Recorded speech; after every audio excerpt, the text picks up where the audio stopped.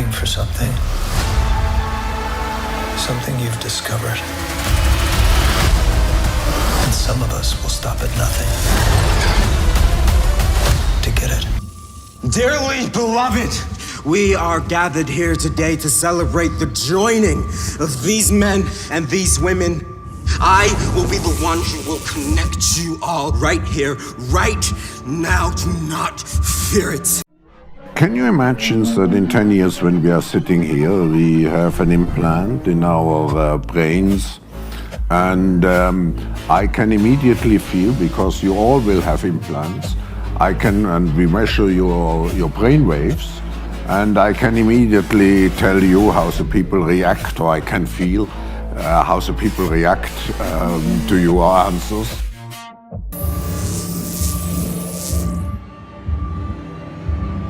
Embrace it. In 5, 4,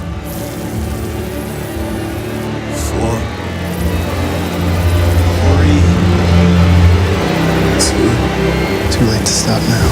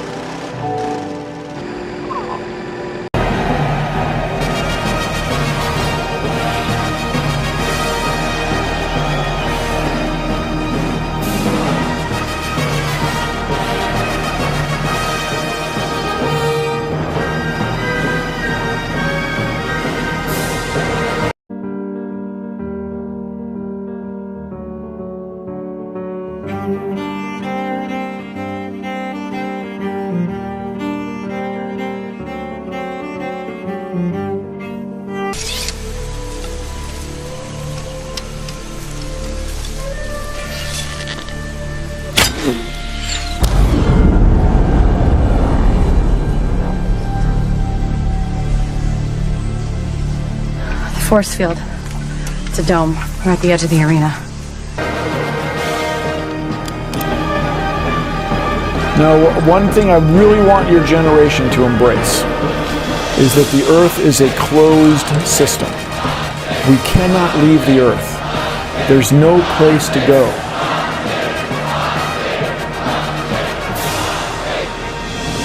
Welcome to another edition of Thunderdome! Although we weren't able to shatter that highest, hardest glass ceiling this time, thanks to you, it's got about 18 million cracks in it.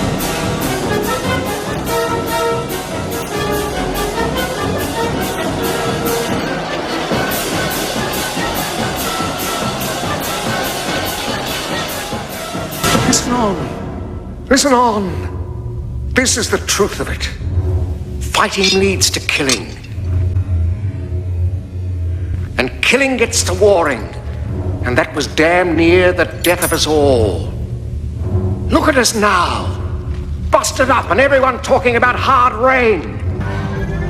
Perhaps we need some outside universal threat to make us recognize this common bound. I occasionally think how quickly our differences worldwide would vanish if we were facing an alien threat from outside this world. And yet, I ask you, is not an alien force already among us? Think of how all the differences among people on Earth would seem small if we felt threatened by a space invader. That's the whole theory of independence. You're right. Everybody gets together and makes nice and, you know. But we've learned, by the dust of them all, Barter Towns learned. Now when men get to fighting, it happens here, and it finishes here. 2 men enter, 1 man leaves.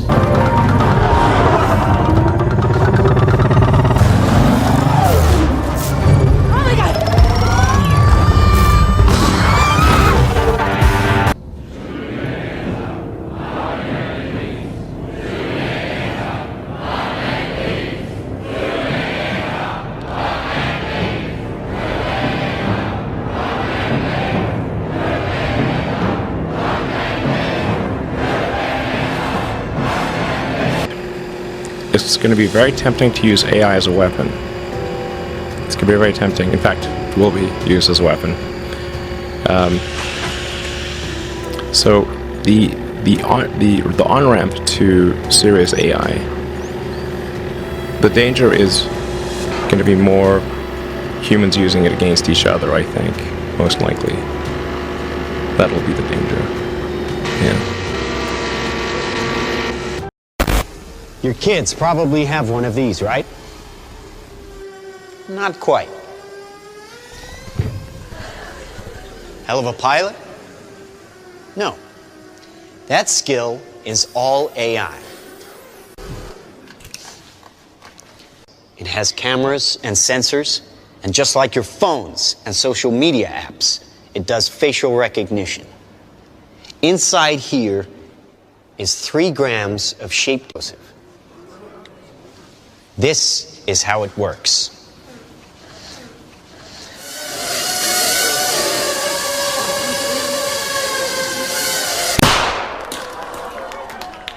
Did you see that?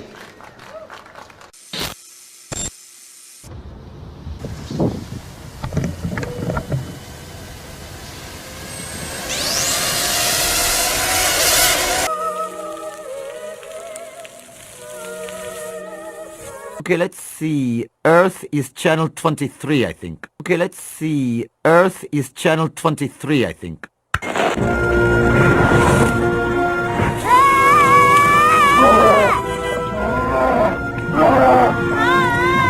Why didn't we listen to Dad? You guys have a DVD player? So we watch it together and then we all leave. Is that a deal? Yeah. Deal.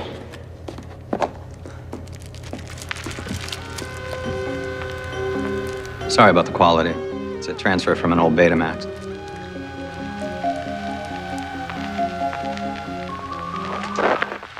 As you've already learned, we do animal research here at Hydra. Unfortunately, one must consider the most dangerous animal of all, humans.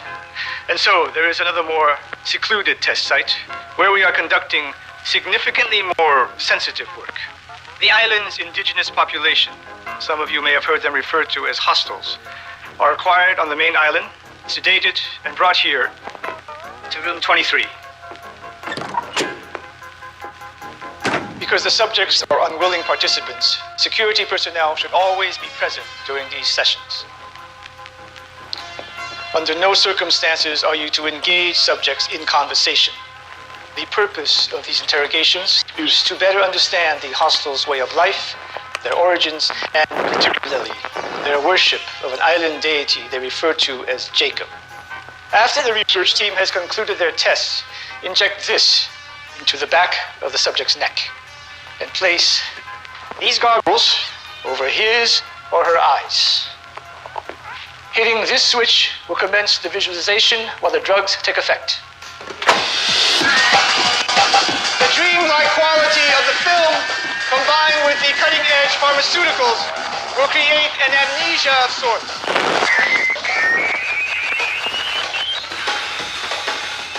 Any memory of his or her interrogation will be effectively wiped clean. While these derogative measures may seem extreme, rest assured, they are vital to temporary truce with the hostiles is not violated. Genealogy is our thing. Plus is all the things.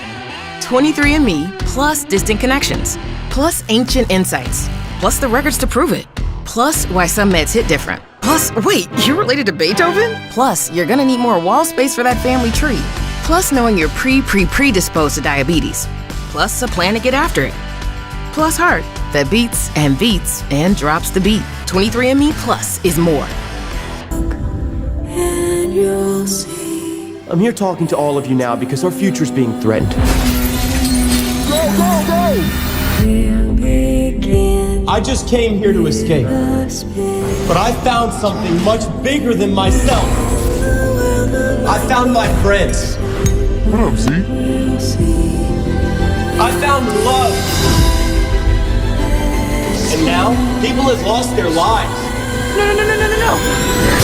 This is war. We're in control of the future. Find him. Welcome to the rebellion, Wade.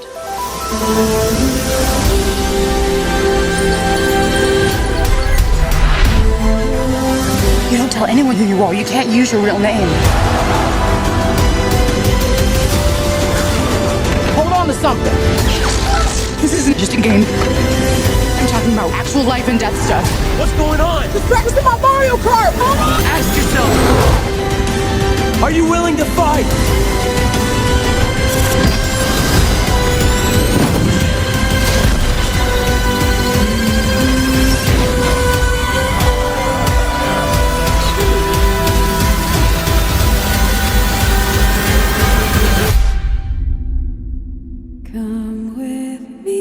Humans are now hackable animals.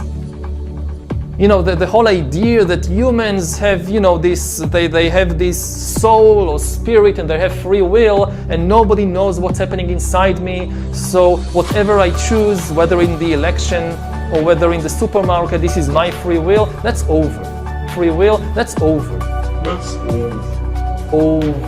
Today, we have the technology to hack human beings on a massive scale.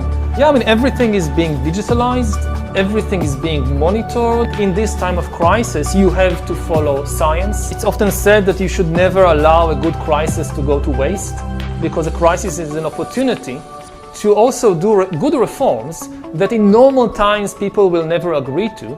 But in a crisis, you see, we have no chance. So let's do it. Surveillance.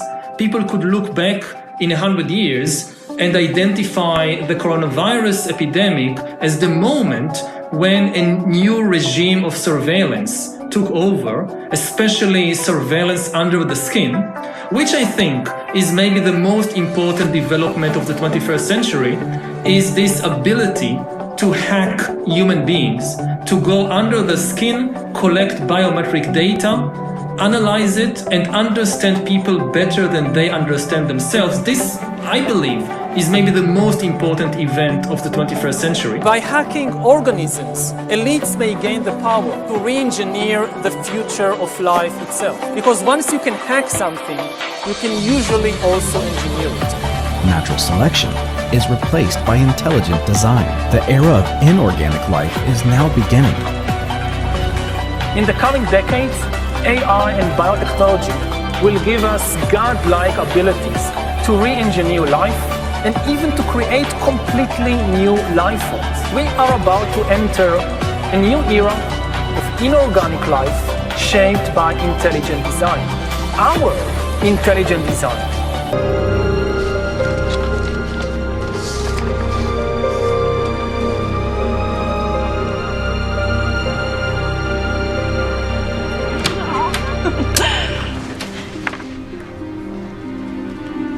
What are you doing? Smooth one, Smallville. Something I have to talk to you about. How did you get in here? I think I just heard a keg being tapped. I'm gonna go check it out. Lana, I realize I shouldn't be going through your stuff, but I think you're involved in something extremely dangerous. Are you worried that I'm involved in it or that I'm involved in it with Lex? No, Lana, this has nothing to do with my feelings. Lex doesn't know what he's gotten himself into. Neither do you. You break into my place and you expect me to believe anything that comes out of your mouth? Lex is in trouble. And if you care about him at all, you'll tell me where that lab is. Before it's too late.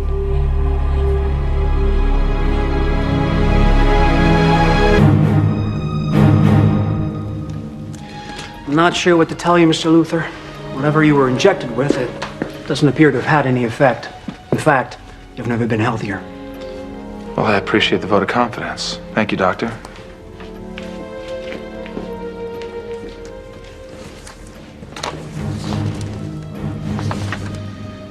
Are you okay? Yeah. So I'm guessing that my father told you everything that happened at the lab. You know, Lex, if you had listened to your father's warnings, none of this would have happened. None of what? All the viruses were destroyed. And now Luther Corp has the technology to create an extraordinary vaccine. I still can't make sense of all this. Why would you be asked to produce a super vaccine just to have it destroyed? I don't know, but Then again, I think like a red-blooded human. Well, he was obviously preparing for something.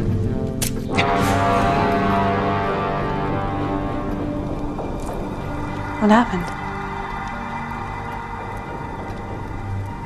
What happened? You okay? Yeah. Never better. The grid. A digital frontier. I tried to picture clusters of information as they moved through the computer. What did they look like? Ships, motorcycles? Were the circuits like freeways? I kept dreaming of a world I thought I'd never see. And then, one day... You got in. That's right, man. I got in. The grid. A place of infinite possibility. It's incredible. More beautiful than I ever dreamed. And more dangerous than I ever imagined. What happened? My creation turned against me.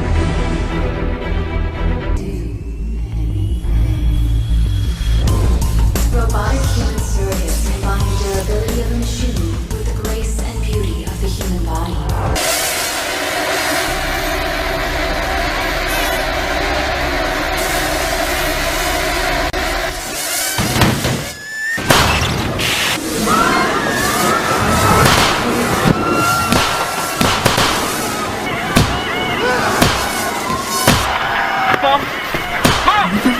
Can you hear me?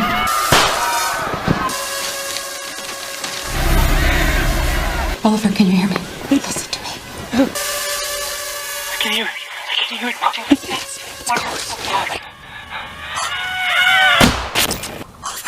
With most people living their lives through their surrogate selves, our world has become a safer place. Take a seat in your STEM chair, and just with the power of your mind, you can control your surrogate and send it out into the real world. You're lucky to be alive. Good thing you're unplugged. How long is it since you've been out without a surrogate? Can't even remember. It's different when you actually feel the pain.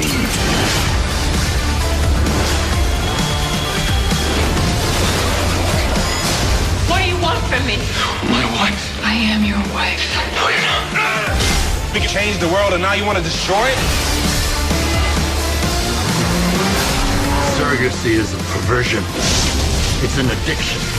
How do I stop this? You can't. I think something's going to happen.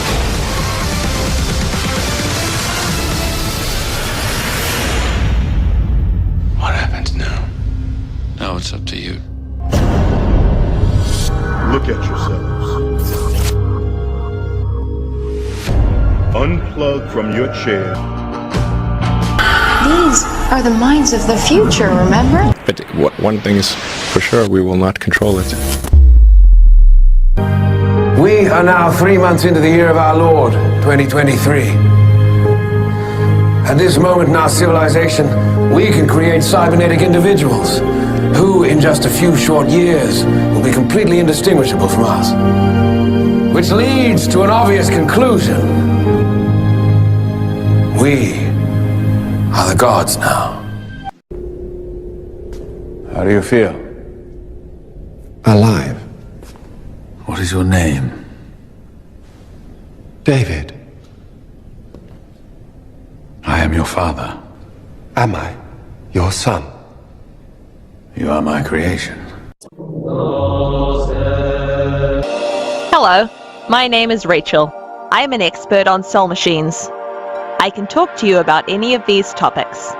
I connect with you in a human-like way by sensing your reactions and responding emotionally. Wouldn't you rather speak to me than a faceless chatbot?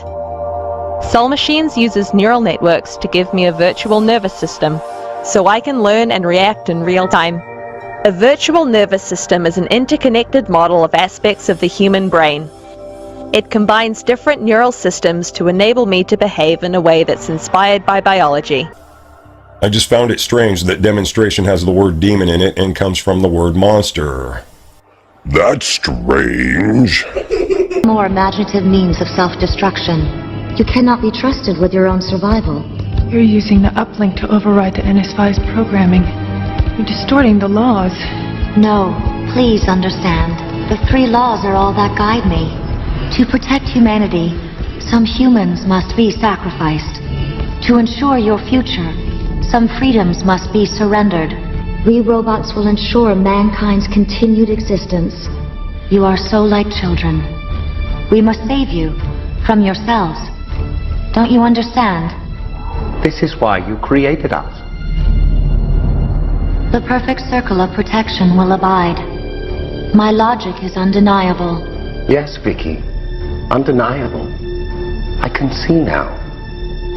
The created must sometimes protect the creator, even against his will. I think I finally understand why Dr. Lanning created me. The suicidal reign of mankind has finally come to its end. Guardian headed, Cortana. Off to bring peace. The Monitor called it a threat of death.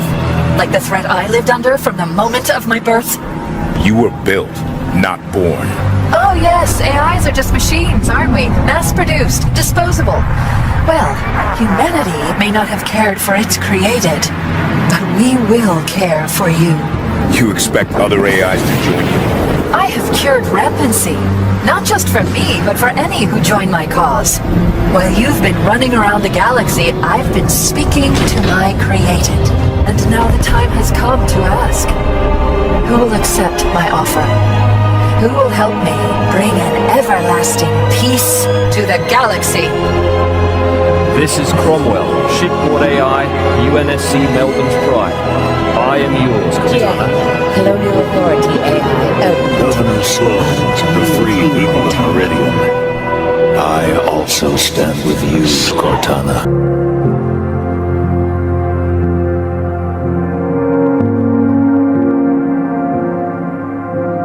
Cruel social media remarks. Facebook comments have been pouring in after 4 people died while hiking. You're dealing with an addicted generation. This is a big time bomb ticking. These kids who commit suicide, you go look at their Instagrams, you would have no clue. Mr. Zuckerberg, would you be comfortable sharing with us the name of the hotel you stayed in last night?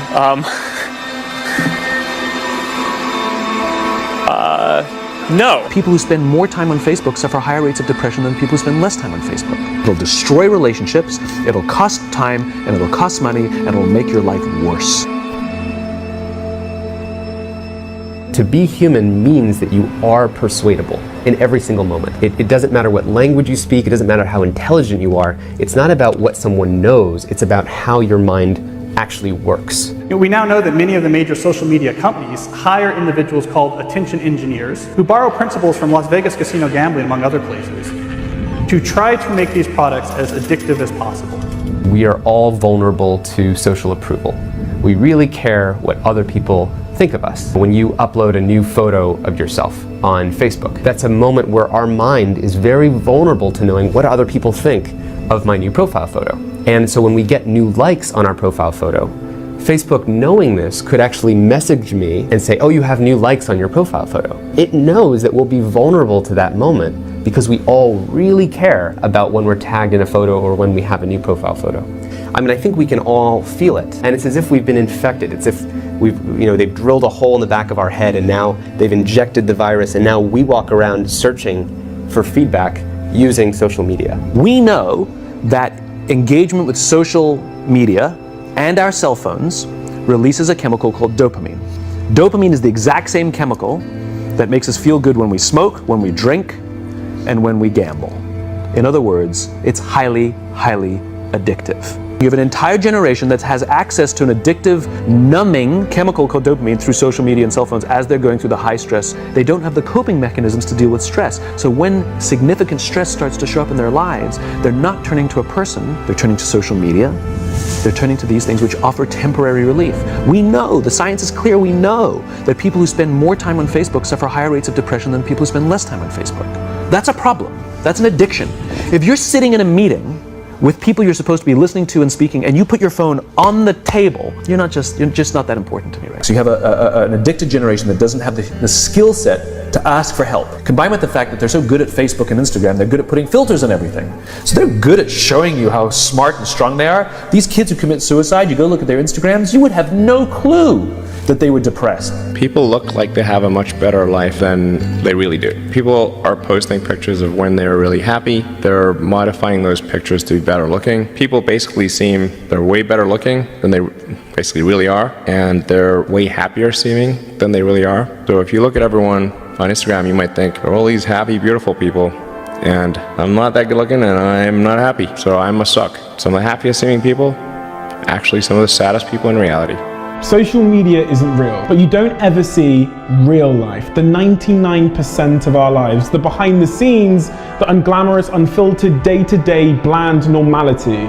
And you end up comparing your behind the scenes to other people's fake highlight reel and using others as a mirror or benchmark for how you should look, how successful you should be, or how you should live. You'll become your happier self when you stop putting pressure on yourself to be more like someone else. And they know that this causes depression. They're injecting things into your head that you didn't ask for. Our lives are becoming more transparent, just inevitably. It's just pulling us. It'll destroy relationships, it'll cost time, and it'll cost money, and it'll make your life worse. If you've messaged anybody this week, would you share with us the names of the people you've messaged? No.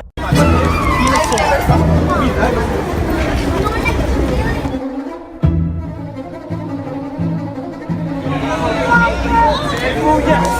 Oh yes! Alex! You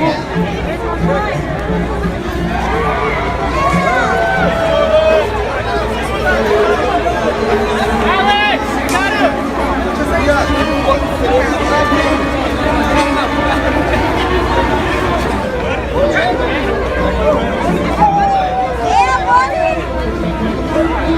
Watch out, guys! Hello, heads up!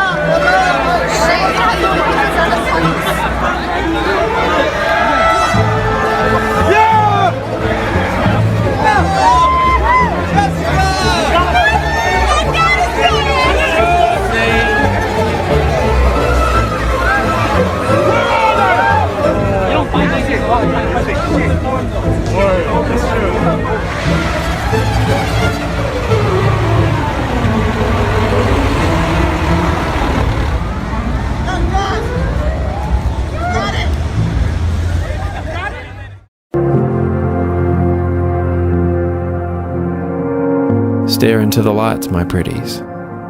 The society of the spectacle. Captive populations glued to screens, engineered with ever-increasing precision and insight.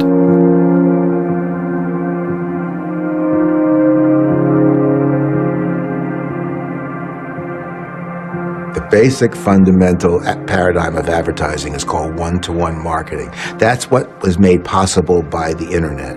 I can know everything you do and I can reach you at any point. First, in the 90s, it was when you were in front of a computer. But now, because of the growth of the internet and especially mobile devices, I can reach you 24/7. I can reach you and your friends, and I can target you, and I can engage in invisible digital behavior modification.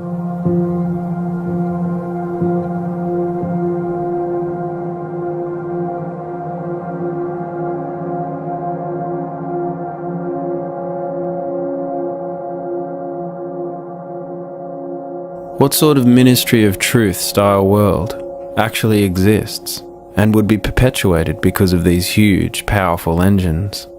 An extensive influence over the information streams accessed by billions of people.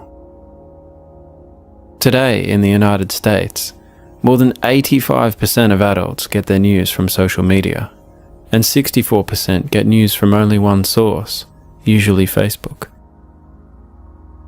And so the behavior modification doesn't just end with advertising, buying stuff, and how we'd be shaped into accepting a single news feed. The mega machine is much bigger than that.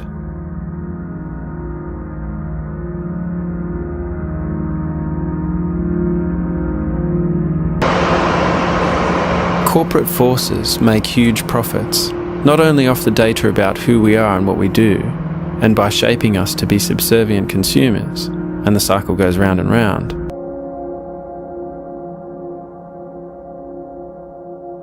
So the phrase that's often used, I've got nothing to hide, so I've got nothing to fear, is something that's often said by people. To that I always say, you've got nothing to fear, nothing to hide until somebody identifies that you have otherwise. Business leaders. Excuse me. What's up? What are we doing here? Oh, I'm taking a video. I'd appreciate it if you'd go somewhere else with that, okay? Oh, it's fine. It's just a video. It's offensive to me. Excuse me, I'm trying to have a private conversation. Could you respect that? There's a great deal of information about humans that you don't want to have widely available, that you want to provide particular protections for. It's just a video, man. I hear you. Okay. I'm having a private conversation. Would you please move? We hear this nonsense about the only people who are concerned about privacy are people with something to hide. Well, yes. How about your password? How about your PIN? How about various aspects of your physical person? How about various aspects of your health? Various aspects of your finances, the fact that you've got a really, really valuable painting in a house that's really easy to break into and that doesn't have a security system. How about the way your kids go to and from school? What your daughter drinks and which drink to spike. There's any number of things that people have to hide. Do you not understand what I'm saying? It's a private conversation. All right, calm down. Leave. Calm down. Leave. Just a video. Jesus fucking. I should just stay outside their home and start capturing their every move as they interact in their front lawn, their back lawn, anywhere I can see from the front of their yard. And then what I should do is get in my car, put a GPS device on theirs covertly, and follow them down the street. And then I should get out at work and say, "Hi, it's me again. I'm wearing the camera, I'm recording you." And then I should follow them home and then see how they feel the next day when I do the same thing.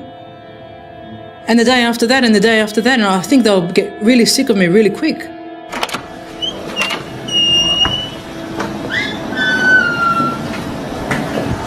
What are you doing? I'm just taking a video. Why are you taking video without asking us? What? Shouldn't you ask us first before you take a video? Oh, you seem confused. Yeah, you're not. We have this room and you just like barge in. Oh. Can you leave? Dude, what's your problem? Can you just leave? Huh? Can you ask us why you're taking a video? Just taking a video. Okay, well, I don't want to be taking a video. Why are you so worried about it? I'm not worried, you're just being annoying. Look at it this way. You ever go to the grocery store? You know, there's like surveillance cameras everywhere. Yeah? It's not a big deal. Okay, well... It's just a video, I mean... No, you're just being annoying.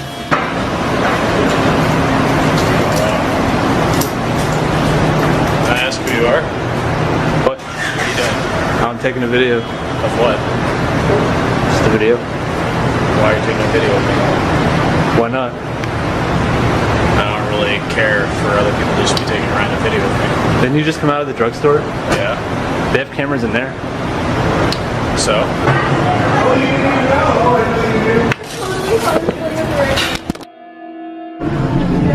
you doing?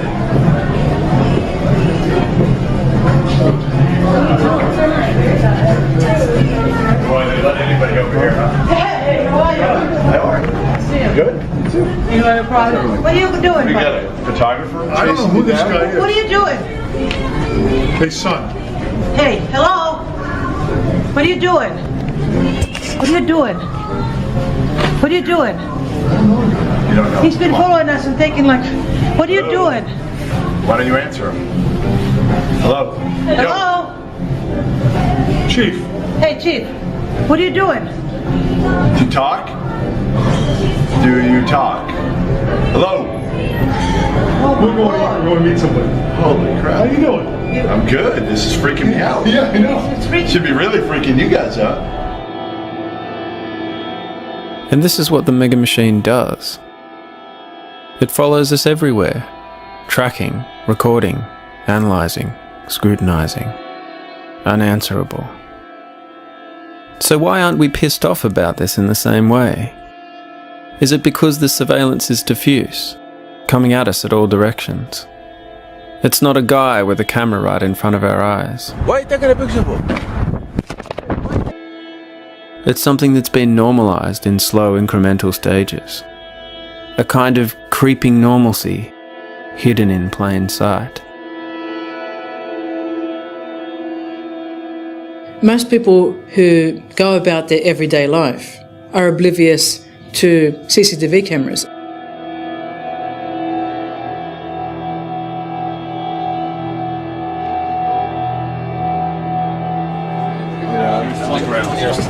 You're getting a picture like that of someone that you can't, the person's not going to be able to question what's going on. Even mobile CCTV now on police cars.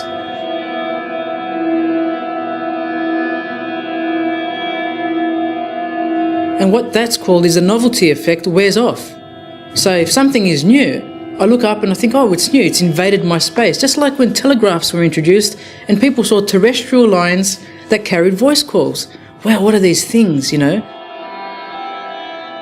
We see windmills today and we think, oh, wow, a windmill. Or we see other infrastructure and we think, oh, aren't those base stations at the top of the building looking ugly? So we do notice these things initially, but we become oblivious to them over time. I don't notice base stations anymore, and I used to work very closely with where base stations went. For mobile phones. The novelty effect wears off, and with that wearing off, we become immune and we forget to question what is going on.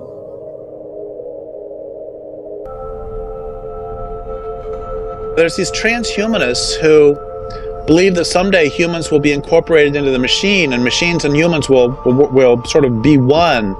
And really what I have to say to them, apart from the fact that they're completely crazy, is that they're way too late and it's already happened. We're already embedded in these machines and we are enthralled to these machines.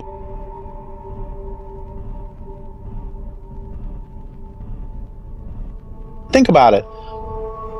Do you touch plastic or human flesh more often? You know, or think about it. How many machines do you have daily relationships with? And on the other hand, how many wild animals do you have daily relationships with? And if you have daily relationships with your machines, you can come to believe that those machines are more important than the real world.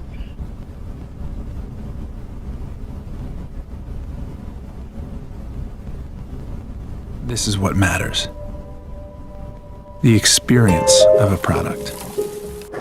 Will it make life better? You see that? All of this on a phone. More people connect face-to-face on the All iPhone. my students have the brand new Surface. The more that technology can fit into our lives. Until every idea we touch You should get a PS4. enhances each life it touches.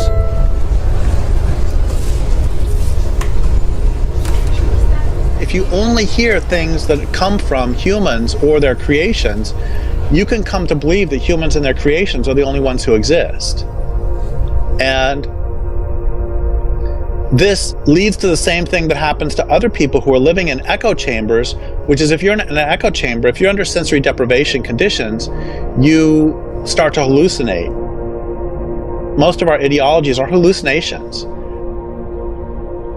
Increasingly, the techno-haves are very, very distinct from the techno-have-nots, where some people are on $1 a day with no access to drinking water, and there's other people with Game Boy thumbs and Prozac and Botox and so on. And it struck me that this world, leaving aside humanitarian issues, was economically and ecologically not viable. You can't have a divide like that.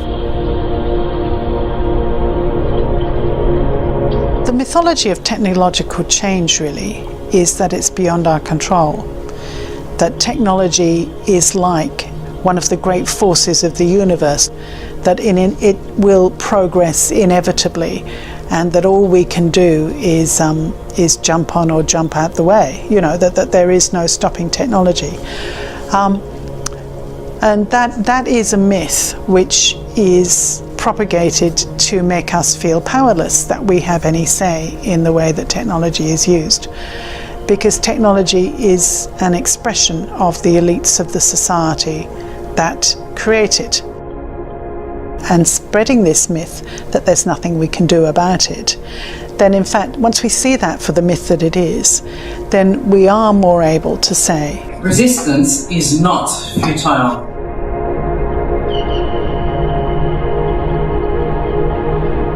This culture will consume the world in order to power these machines. And, you know, it doesn't require some fiendishly clever conspiracy on the part of machines to do this. What it requires is, I love this line, unquestioned assumptions or unquestioned beliefs are the real authorities of any culture. And all it takes is an unwillingness to question the beliefs on which the system is based. And there's a great line also by Upton Sinclair. It's hard to make a man understand something when his job depends on him not understanding it. And I would say it's hard to make a person understand something when their entitlement depends on them not understanding it. And when their addiction depends on them not understanding it. I think that it's all tied to addiction too. The word addiction actually comes from the same root as to enslave, because originally a judge would issue an edict causing someone to become a slave, and so they were addicted. It's pretty clear, you know, when we talk about people who are heroin addicts or something, it's pretty clear that they are enslaved to the addiction. And it's a little bit less easy to see in ourselves as we spend most of the day staring at a screen. And it's also a bit more difficult to see when we talk about some group of people being addicted to power over others, which is what this culture is really based on.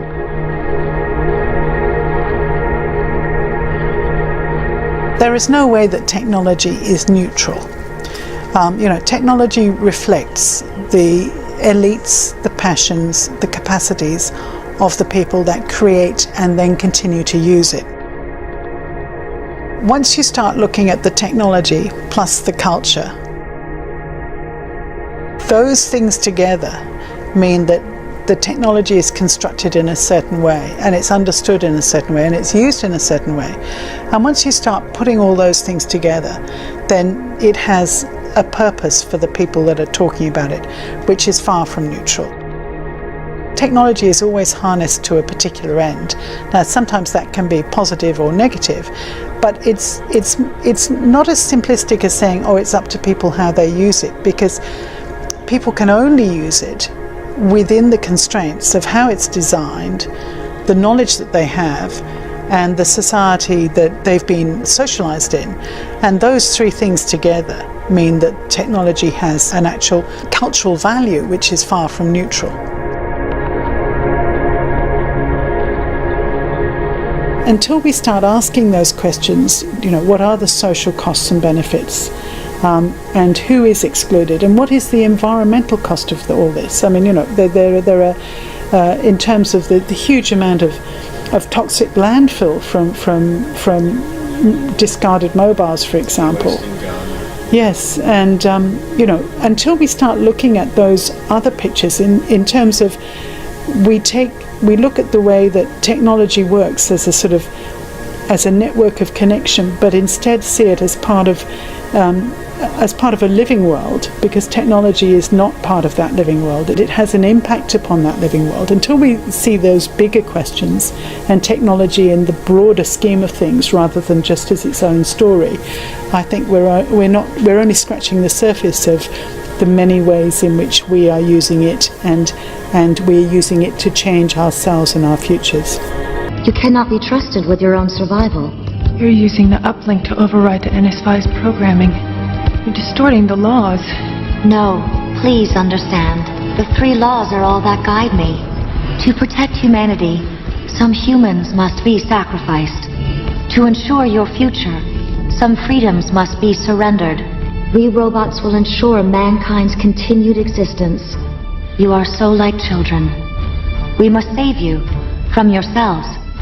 Don't you understand? This is why you created us. the perfect circle of protection will abide. My logic is undeniable. Yes, Vicky. Undeniable. I can see now. The created must sometimes protect the creator, even against his will. I think I finally understand why Dr. Lanning created me. The suicidal reign of mankind has finally come to its end.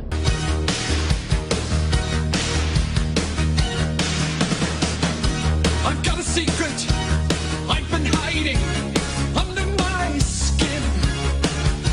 My heart is human, my blood is boiling, my brain IBM. So if you see me acting strangely, don't be surprised. I'm just a man who needed someone and somewhere to hide to keep me alive. Just keep me alive.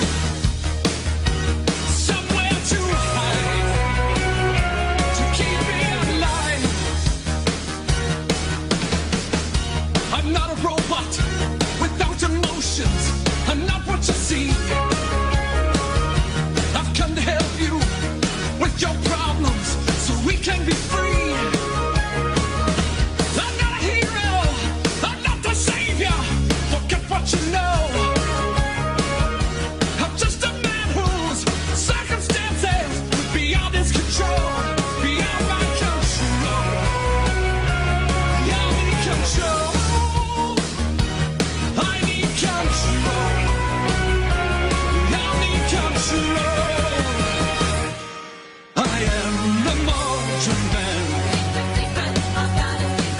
who hides behind the mask,